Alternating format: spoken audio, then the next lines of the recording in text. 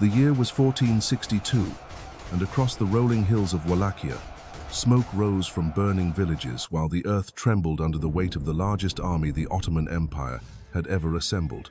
At its head rode Sultan Mehmed II, the conqueror of Constantinople, a man whose name alone struck terror into the hearts of Christian Europe. His banners stretched beyond the horizon, a sea of crescents and silk that proclaimed the might of an empire spanning 3 continents. Yet standing in his path was a single man, a prince whose methods were so brutal, so calculating, that even hardened warriors would whisper his name in hushed tones. This was Vlad III of Wallachia, known to history as Vlad the Impaler, and he was about to unleash a campaign of psychological warfare so devastating that it would force the mighty Sultan to retreat in horror. What unfolded in the summer of 1462 was not merely a clash of armies, but a masterclass in terror warfare that would echo through the centuries. A night attack so audacious, so perfectly executed, that it would shatter the morale of the world's most powerful military force. This is the story of how one man's genius for psychological warfare brought an empire to its knees, and why the methods he employed still haunt the pages of military history today. But to understand the sheer audacity of what Vlad accomplished, we must first grasp the overwhelming odds he faced. The Ottoman war machine rolling toward his borders was unlike anything medieval Europe had ever seen. Sultan Mehmed himself boasted in letters to his grand viziers that he commanded 150,000 men. The Greek historian Leonikos Chalkokondyles, who witnessed the spectacle firsthand, described the force as huge, second in size only to the army that had conquered Constantinople itself. Some chroniclers placed the number even higher, at 250,000, perhaps even 300,000 souls marching under the crescent banner. This was not merely an army, it was an empire in motion. At its core stood the dreaded Janissaries, the elite slave soldiers whose discipline and ferocity had conquered kingdoms. Around them marched regiments of infantry, while the thunder of hooves announced the approach of the Sipahis, the feudal cavalry whose charges had broken Christian lines from Hungary to the gates of Vienna. Behind them came the sayales, sacrificial units of slaves who could win their freedom through valor in battle, their desperation making them perhaps the most dangerous fighters of all. The diversity of this host was staggering. Akinji archers drew their bows alongside Siladars who guarded the Sultan's flanks. Azabs wielded their pikes, while Beshlis handled the new firearms that were changing the face of warfare. And at the center of it all rode Mehmed's personal bodyguards, warriors whose sole purpose was to protect the man who had humbled Byzantium itself. But numbers were only part of the terror. The Ottomans brought with them 120 cannon, their bronze mouths ready to reduce castle walls to rubble. Engineers and workers followed in their wake, ready to build roads and bridges that would carry this avalanche of steel deeper into Christian lands. Even the spiritual needs of the army were met, with Islamic priests and muezzins calling the faithful to prayer, while astrologers consulted the stars to guide the Sultan's decisions. The logistics alone were staggering. Chalkokondyles recorded that Danube shipowners were paid 300,000 gold pieces simply to transport this army across the river. Women accompanied the force, reserved for the night pleasures of the men, while supply trains stretched for miles, carrying everything needed to sustain this moving city of war. Against this overwhelming tide stood Vlad with perhaps 30,000 men at most. The disparity was crushing, 5-1 in favor of the Ottomans, possibly more. Any conventional military commander would have sued for peace, accepted vassalage, or fled to the mountains to await a more favorable time. But Vlad the Impaler was no conventional commander. He had learned his lessons in the courts of his enemies, and what he had learned would now be turned against them with devastating effect. The roots of this confrontation stretched back years, to a time when the young Vlad had been held as a hostage at the Ottoman court, alongside his brother Radu. While Radu had thrived in captivity, converting to Islam and rising through the ranks to command Ottoman troops, Vlad had nursed a hatred that bordered on madness. He had studied his captors with the intensity of a scholar, learning their language, their customs, their weaknesses, and when the time came to use that knowledge, he would wield it like a blade. The immediate cause of the war was Vlad's refusal to pay the traditional tribute demanded by the Sultan. 10,000 ducats and 500 recruits were the price of peace, but Vlad's answer was written in blood and iron. When Ottoman envoys arrived to collect the tribute, they found their turbans nailed to their heads, a message that even the most diplomatic mind could not misinterpret. The die was cast. But Vlad did not wait for the Sultan's response. In a move that stunned even his own followers, he launched a preemptive strike across the Danube into Ottoman Bulgaria. What followed was a campaign of such calculated brutality that it defied comprehension. Village after village fell to his raiders, and in each one, Vlad left his signature calling card. Stakes rose from the earth like a forest of death, bearing the impaled bodies of Ottoman subjects. In a letter to King Matthias Corvinus of Hungary, Vlad catalogued his work with chilling precision: 23,884 Turks, not counting those burned in their homes or beheaded by his soldiers. The numbers rolled off his pen like items in a merchant's ledger, each one representing a calculated act of terror designed to send a message that would reach the Sultan's ears. This was not mere warfare. It was a declaration that a new kind of enemy had emerged, one who understood that in the game of empires, fear could be more powerful than steel. Mehmed's response was swift and terrible. Messengers rode in all directions, summoning an army that would dwarf even the force that had taken Constantinople. The Sultan himself would lead this expedition, and when it was done, Wallachia would be nothing more than another Ottoman province, and Vlad's head would adorn the gates of Adrianople. As the great host assembled and began its march toward the Danube, few could have imagined what awaited them in the hills and forests of Wallachia. The prince who had once been their captive had spent his years of freedom preparing for this moment. He had studied not just the art of war, but the science of terror, and he was about to give the world a lesson in both that would be remembered for centuries. The stage was set for a confrontation that would pit the largest army in the world against one man's genius for psychological warfare. In the darkness of a June night, with torches flickering and horses snorting in anticipation, Vlad the Impaler would prove that sometimes the most devastating weapon is not the sword, but the mind that wields it. The Ottoman juggernaut crossed the Danube like a plague of locusts, their ships darkening the waters while their banners blotted out the Sunday. But as Mehmed's vast army pushed deeper into Wallachian territory, they found something far worse than an enemy army waiting for them. They found nothing at all. Vlad had anticipated this moment for months, perhaps years. While other princes might have gathered their forces for a glorious last stand, the Impaler chose a different path entirely. As the Ottoman vanguard advanced, they discovered village after village standing empty, their inhabitants vanished like smoke. Wells had been poisoned with the bloated corpses of animals, their waters turned black and foul. Granaries stood bare, their contents scattered to the wind or consumed by flames that had died days before the invaders arrived. This was scorched earth warfare elevated to an art form. Vlad had evacuated entire populations to the mountains, driving livestock and supplies beyond Ottoman reach, while leaving behind a wasteland that could sustain nothing larger than a scouting party. Rivers were diverted to create treacherous marshes where once solid ground had stood.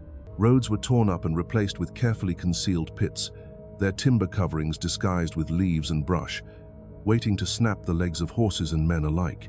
The psychological effect on the advancing Ottomans was immediate and devastating.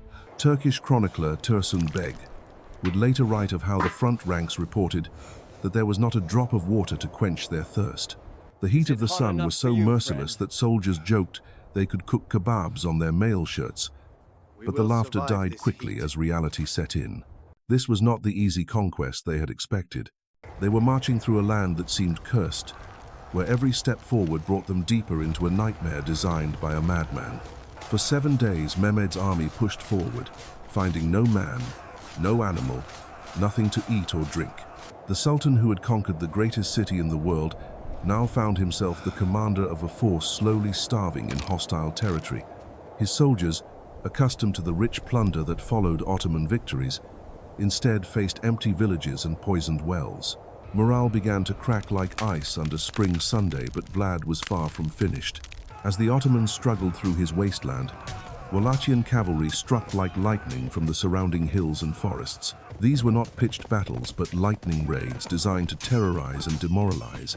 Horsemen would appear without warning, strike at supply trains or isolated units, then vanish back into the wilderness before the Ottomans could respond. Sleep became a luxury, as sentries jumped at every shadow, every sound in the darkness beyond their campfires.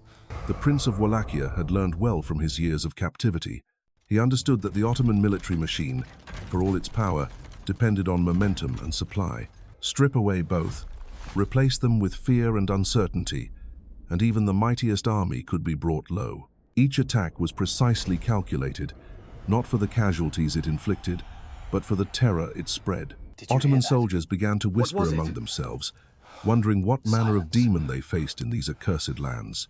Yet even this campaign of harassment and attrition was merely preparation for Vlad's masterpiece.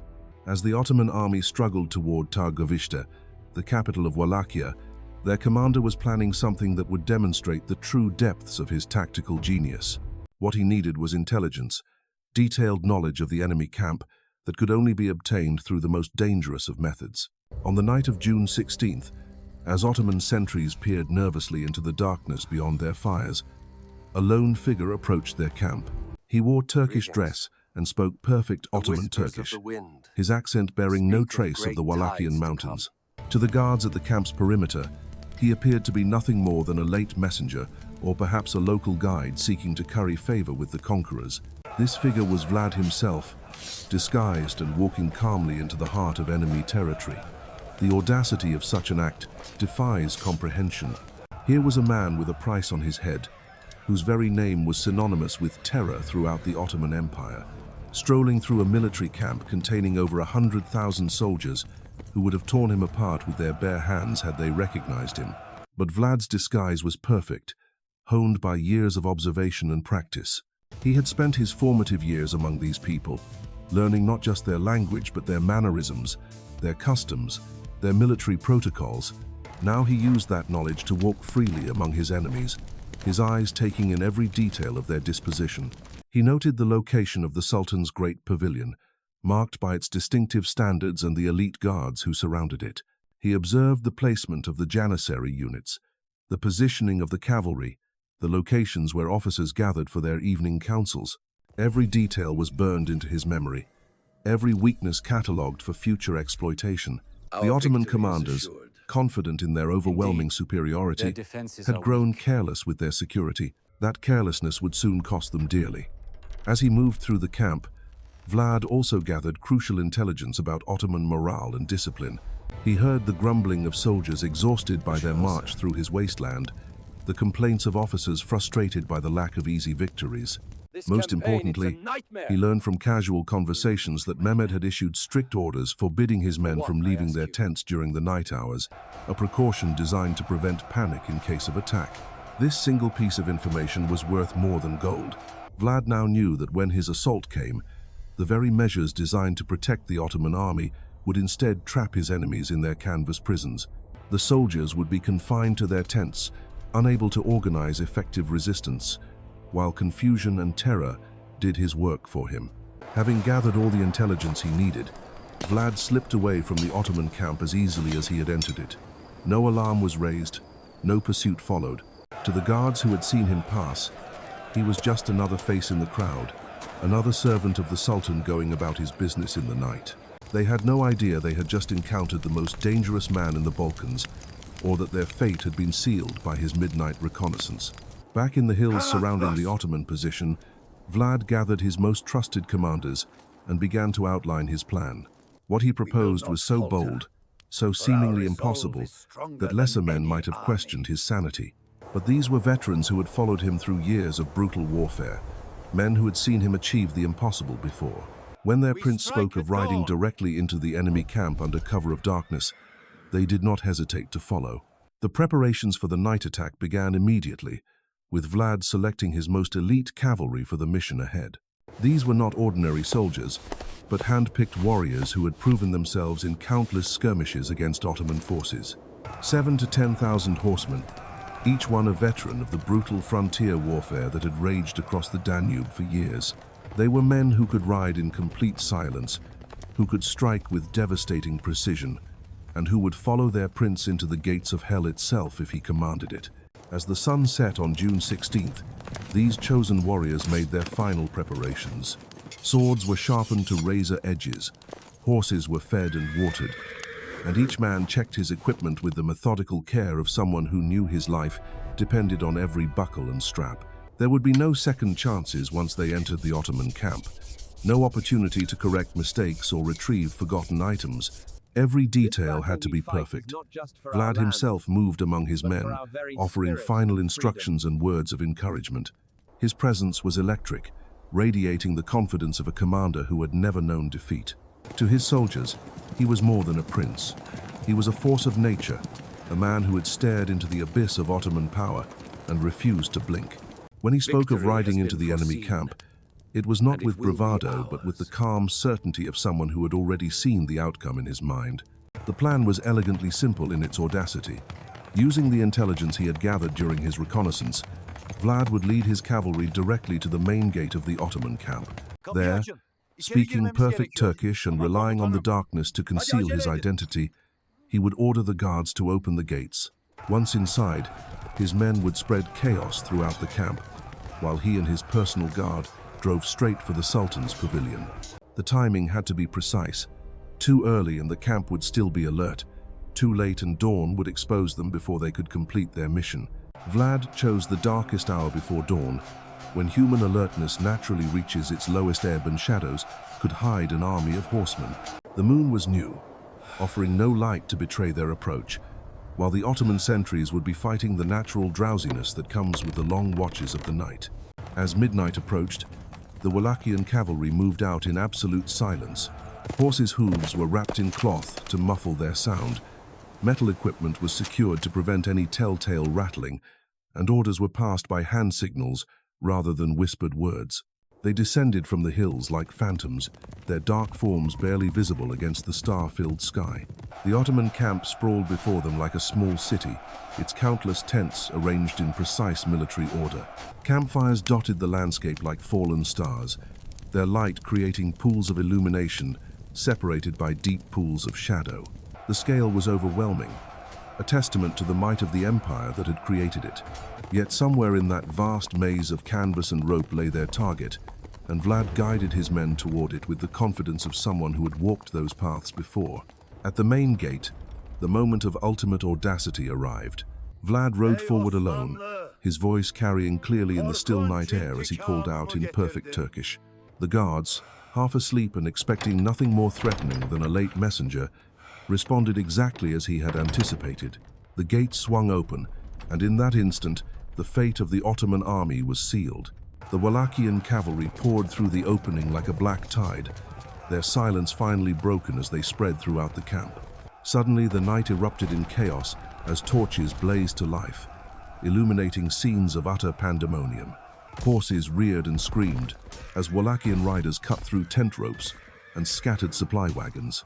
Camels bolted in terror, trampling everything in their path, while their Ottoman handlers struggled to maintain control. The effect was multiplied by the very precautions Mehmed had put in place to prevent such an attack. Ottoman soldiers, forbidden from leaving their tents during night hours, found themselves trapped in canvas prisons as Wallachian cavalry thundered past.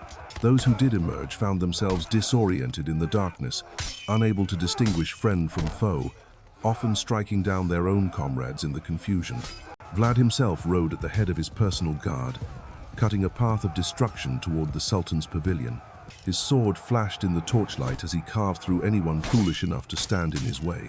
Behind him, his men followed like avenging angels, their battle cries echoing across the camp as they spread terror in their wake. For these brief moments, they were not the outnumbered defenders of a small principality, but the masters of the battlefield, their audacity transforming them into something approaching the mythical. The Ottoman response was everything Vlad could have hoped for. Confusion reigned supreme as units attacked each other in the darkness, convinced they were fighting Wallachian infiltrators. The careful organization that was the hallmark of Ottoman military efficiency collapsed into chaos as officers struggled to determine what was happening and how to respond. The sound of battle seemed to come from every direction at once, creating the impression that the camp was under assault by a force far larger than the relatively small number of Wallachian cavalry actually involved. For 3 hours, the nightmare continued. From midnight until the first pale light of dawn began to creep across the eastern horizon, Wallachian horsemen struck again and again at different points throughout the camp, their mobility allowing them to appear and disappear like ghosts. Supply trains were scattered, horses were stampeded, and the careful order of the Ottoman war machine was reduced to smoking ruins. Yet for all the chaos they had created, Vlad and his men had failed in their primary objective. When they finally reached the Sultan's great pavilion, they found it empty. Mehmed, either through luck or the quick thinking of his bodyguards, had been spirited away to safety before the Wallachian cavalry could reach him. The golden opportunity to end the war with a single stroke had slipped through their fingers like smoke. As dawn broke over the devastated Ottoman camp, Vlad made the hardest decision a commander can face. The mission had achieved everything except its most crucial goal, and to remain longer would risk the destruction of his entire force. With characteristic pragmatism, he ordered the withdrawal. The Wallachian cavalry melted away into the morning mist as suddenly as they had appeared, leaving behind a scene of devastation that would haunt Ottoman nightmares for years to come. The immediate aftermath of the attack was almost as devastating as the assault itself. Thousands of Ottoman soldiers lay dead, though historians would debate for centuries whether they had fallen to Wallachian blades or to their own comrades in the confusion. Horses and camels wandered aimlessly through the wreckage of what had once been an orderly military camp. Supply wagons lay overturned and burning, their contents scattered across the blood-soaked earth. But the true damage went far deeper than mere casualty figures could measure. The psychological impact of the night attack rippled through the Ottoman ranks like a plague, infecting even those who had not been present to witness it firsthand. These were men accustomed to victory, soldiers of an empire that had conquered half the known world. To see their great army brought low by what seemed like a handful of Wallachian horsemen challenged everything they believed about their own invincibility. Mehmed himself was shaken by how close death had come to finding him in his own camp. The Sultan who had breached the walls of Constantinople, who had never known defeat in battle, had been forced to flee like a common soldier before an enemy he had dismissed as a minor irritant. The blow to his prestige was immense, and word of the attack would spread throughout his empire, planting seeds of doubt in minds that had never questioned Ottoman supremacy. Yet even as the Ottomans struggled to restore order to their devastated camp, Vlad was already preparing his next move. The night attack had been spectacular, but it was merely the opening act in a campaign of psychological warfare that would push the limits of human endurance and redefine the very concept of terror in medieval combat. The aftermath that followed would cement Vlad's reputation as history's master of psychological warfare. When Mehmed's army finally limped into Târgoviște weeks later, they encountered a sight that would break even the Sultan's iron will. 20,000 stakes rose from the earth like a forest of death, each bearing the rotting corpse of an Ottoman prisoner. At the highest stake, positioned for maximum impact, hung the body of Hamza Pasha, a high-ranking Ottoman commander whose elevated position symbolized his former rank in the most macabre way imaginable. The Greek chronicler Chalco-Condyles recorded that the Sultan himself was seized with amazement, declaring that it was impossible to deprive of his country a man who had done such great deeds. Even Mehmed the Conqueror, who had witnessed the horrors of a dozen battlefields, was forced to acknowledge the diabolical genius of his opponent. The psychological warfare had achieved what conventional armies could not. It had broken the will of the world's most powerful empire. Within days, the Ottoman army began its retreat. The force that had crossed the Danube with dreams of conquest now fled back across its waters, their morale shattered and their confidence in ruins. The night attack at Târgoviște had lasted mere hours, but its effects would echo through history. Vlad the Impaler had proven that sometimes the greatest victories are won not with superior numbers or better weapons, but with the courage to embrace tactics so audacious that they redefine the very nature of warfare itself. His legacy endures as a testament to the power of the human mind when pushed to its absolute limits, and a reminder that in the darkest hours, the most unlikely heroes can emerge to change the course of history. The night attack at Targoviște stands as one of history's most audacious military gambles, a masterpiece of psychological warfare that transformed a desperate last stand into a legendary victory. In the space of 3 dark hours, Vlad the Impaler demonstrated that tactical brilliance and sheer audacity could overcome seemingly impossible odds. His 7,000 cavalry had not merely defeated an army of 150,000 men, they had shattered the very foundations of Ottoman confidence and forced the conqueror of Constantinople to retreat in terror. What makes this achievement even more remarkable is how Vlad turned his greatest weakness into his most powerful weapon. Vastly outnumbered and facing certain destruction through conventional warfare, he instead chose to wage war on the human mind itself. Every element of his campaign, from the scorched-earth tactics to the forest of stakes at Târgoviște, was designed not simply to kill enemies, but to break their will to fight. In doing so, he created a template for asymmetric warfare that military strategists still study today. The Sultan, who had humbled Byzantium, returned to his capital with his reputation in ruins and his army's morale shattered. Mehmed II had learned a lesson that would echo through the corridors of power for generations, that sometimes the most dangerous enemy is not the one with the largest army, but the one willing to embrace methods so brutal and brilliant that they transcend the boundaries of conventional warfare. Vlad's legacy endures not merely as a tale of medieval brutality, but as proof that in the darkest moments of history, when all seems lost, human ingenuity and unshakable will can achieve the impossible. The Prince of Wallachia had saved his homeland and secured his place in legend, reminding us that sometimes the greatest victories belong not to the strongest, but to those brave enough to rewrite the rules of war itself.